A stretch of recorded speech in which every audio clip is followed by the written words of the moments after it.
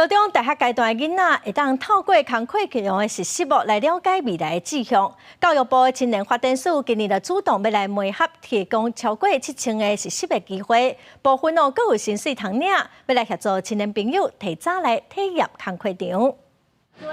青年伫方向内向各企业单位咨询，大学这个阶段除了伫学校学习，也需要开始思考家己未来出社会做工课的方向。教育部青年发展署过去有各种实习计划，把参与计划同学分享，因为参加青年实习计划，可因提早确认家己的兴趣，通对人生规划有帮助，也了解伫职场要安怎和人沟通。我觉得透过这个计划，我了解到说，我其实是对实验是有兴趣。那我觉得我未来也会想要走研究，所以也因此呢，我也申请了研究所。我觉得是很多在学校课堂上学习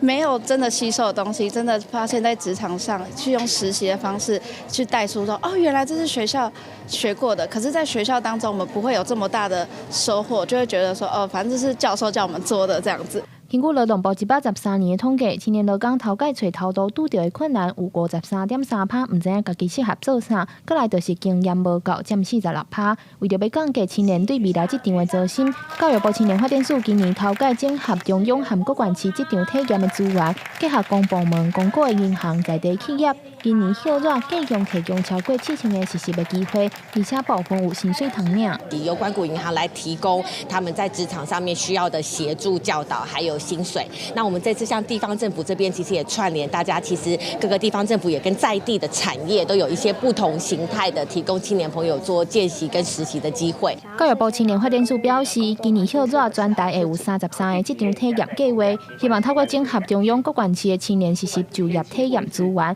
帮助少年朋友累积经验，勇敢试看卖，了解职场的多元性，进一步找到家己的定位。记者刘家嘅谢桂林台北报道。